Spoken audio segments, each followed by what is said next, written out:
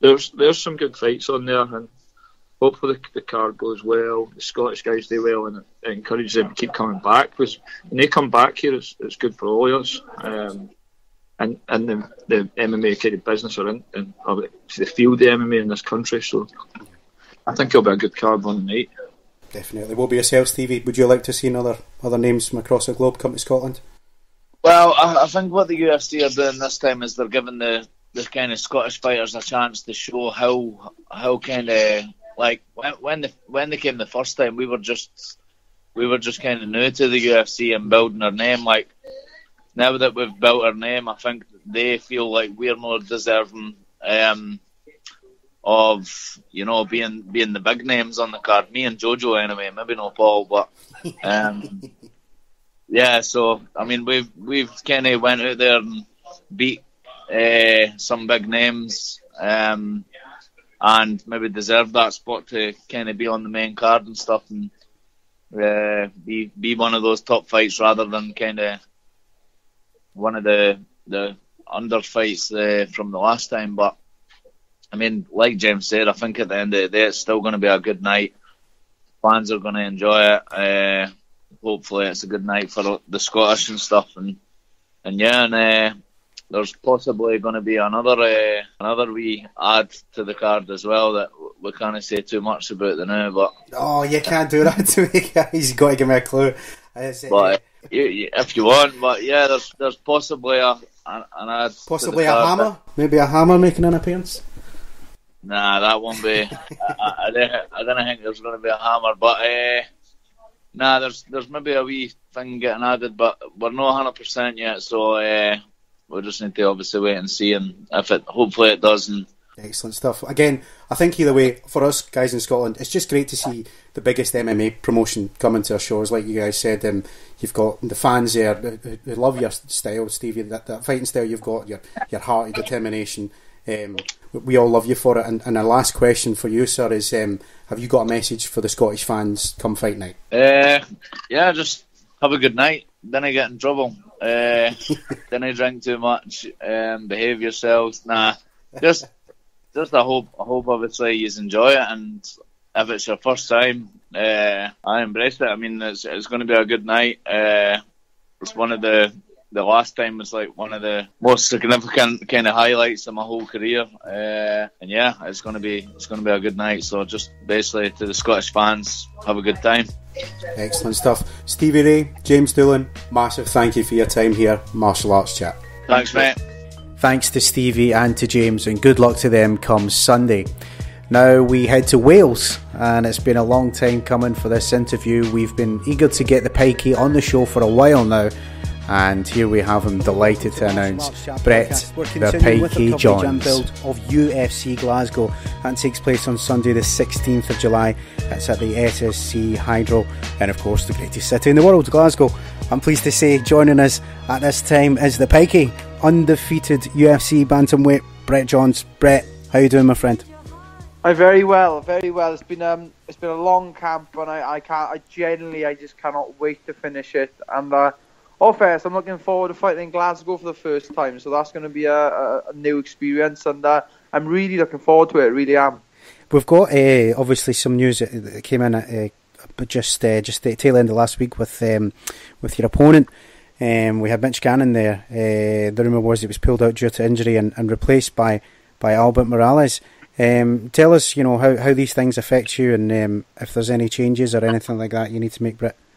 Yeah, it's for starters, you obviously got Gagnon, and in my opinion, Gagnon is a short, stocky wrestler type, doesn't mind the grapple. In fact, I think he preferred the grappling. Mm-hmm. He's very heavy-handed, but I feel like he's more of a grappler. Yep. And then obviously he's pulled out of the fight now. And I will add that he called me out, and now he's pulled out with an injury or whatever. But so they put in Albert Morales, and like I actually had a quick, brief, like 10, 5-second chat with Morales in Vegas in the athlete retreat, and right. He absolute lovely guy, But like I said, it's one of them things, you know. At the end of the day, I can like you or I can dislike you. I'm still gonna have to punch you in the face, and and it's the same for this guy, you know. And in all fairness to him, he seems like a genuine nice person. He's really saved me on this card because I really want to fight in Glasgow. I don't want to be like London. I don't want to miss out again. You know, I literally want to fight on this card. And like I said, going back to March, you know, I started my camp the beginning of January. I went all the way through camp. I had a hell of a camp. I managed to pick it. And the one thing I wanted from that fight was to fight in the same card as Brad Pickett because of when I was growing up, he was like my idol. And it got taken away from me about 4 hours before, or 5 hours before actually fighting. Yeah. So it absolutely killed me. And so we did everything. We did a full camp. Then we did a full weight cut. We did everything other than fight. And at the time, I didn't think it'd affect me much. I was very upset about the fight. But then I was speaking to Sean Shelby afterwards, and he said, so what do you want next? Well, I said, well, I want May. I want Stockholm, Sweden in May. And he was like, right, yeah, that's fine, okay, whatever, we'll sort it out. So unfortunately, that didn't happen. But I was still training straight after the weekend of UFC London. I went to the gym the next week and trained from Monday straight through. And I didn't give myself some decent time off. You know, in my head, I didn't fight, but then again, my body's just gone through like an 8-week or 6-week camp or whatever it was. So that was very tough, and the hardest thing about all that was the mental aspect of it, because at the end of the day, and I don't want to sound over dramatic, but these MMA fighters, they're animals. You know what I mean? They need to unleash this stuff out. You know, absolutely. And I was absolutely devastated. So We've done an 8-week camp, then we obviously didn't have the chance to fight, then straight back into another camp, which I trained from it was like March 18th. I could have had March 18th to like the beginning of May off, but I didn't because I thought I was in Sweden. But then they get back to us here in Glasgow, and I was like, right, okay. So this camp, you know, people say they've done like they do like a 6-week camp or an 8-week camp, but this camp's been going for about 5 months now. You know. And people come up to me and they're like, oh, you've had a long layoff. I've had a long layoff. I haven't had a long layoff. I fought in November. I was meant to fight in March. I'm fighting in July. And like I said, after this fight, I have kind of said to my coach, and my coach has said it back, you know, we're going to aim towards the end of the year then, you know. I got to take some time off. My body is in absolute bits, you know. I'm opening out here, you know. I picked up a lot of injuries in this camp. Nothing to stop me from not fighting, you know. I don't care if I'm missing arms. I'm going in that fight in UFC Glasgow, you know. Yeah, and like I said, I really appreciate Morales stepping in on 3 weeks' notice. You know, at the end of the day, I put myself in his shoes, and I got to fight a guy who's 13-0. Yeah. You know, that guy. All fairness to him, he's not afraid of fighting, you know, undefeated guys. He fought Thomas Almeida. Now he's fighting. You know, Thomas Almeida. When he fought Thomas Almeida, he was like 22-1, I think he was at the time. Right. He was, yeah, only one defeat. Fighting me 13-0. But like I said, you know, I've got a lot of pent up aggression here, and hopefully after July all this will go then, you know. I'm hoping, yeah, because I hear your frustration there, and quite rightly so. Like you said, guys are saying, you know, the typical thing is a 6-week training camp, and let's be honest, but you're looking at a 6 months training camp for this. I mean, I can't imagine, you know, that not to mention the physical stress, but the mental stress that must be putting on you.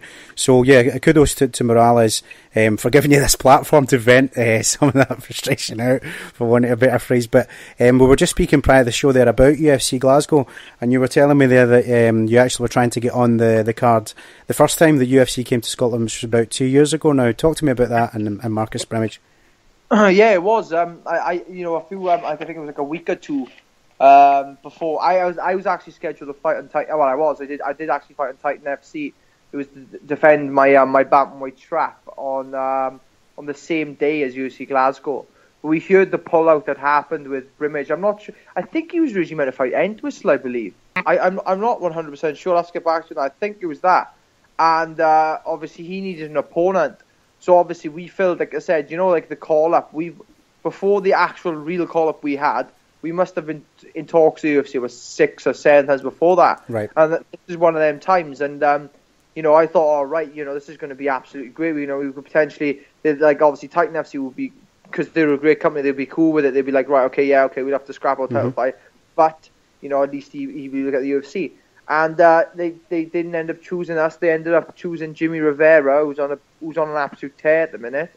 and he went in and stopped Brimage, and then I fought Andy Gutierrez in Kansas City, and it was a bad fight. It was a rubbish fight. I won that fight with split decision, but a lot of things went wrong. I lost my world title on the scales. I snapped my hamstring in the third round. Oh. I think I'm adopted Scottish because I am absolutely pale. I'm like a sheet, like a white piece of paper, right? And like I said, if you had to guess my nation without using my voice, you'd definitely say Scottish. And out in Kansas City back then, it was hot, very hot, and I struggled with the heat out there, if I'm honest, you know. Yeah, acclimatising can be fun for sure. But you've had some fantastic career moments, despite what you're saying there about your Titan FC with your Cage Warrior days.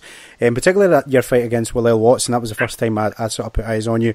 But if I could just ask you to cast your mind back to the call from the UFC, you know, can you tell us and your fans, I mean, what's that like, getting that call, knowing that you're finally signed up, and what that meant to you, Brett?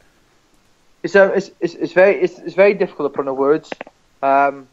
But the best way I can describe it is like, you know, I can go back to the start where I finished school and I wanted to do MMA, and I trained constantly. And I used to work in a building site. I used to work 7:30 till 5. Then I used to go. I never used to go home. I used to like go 7:30 till 5. I used to go straight from there to the gym, train, go home, and it'd be like that. And it was like that all the time. There was no break. There was just that all the time. And I'm very lucky. I'm one of them guys. If I got my mind set on something, I'm gonna do it. Doesn't matter what it is, I'll do it. You know. And God help that one person that goes, you can't do that. You won't be able to do that. Because I will prove them wrong. My dad even says the same thing. My dad said the first ever time I told him what to do MMA, he caught me. He goes, you won't be able to do MMA. You're too much of a baby. You fast forward 5 years, got 2 world titles. My dad looks back and he goes, well, you proved me wrong. You know? That was all the motivation you needed, quite right.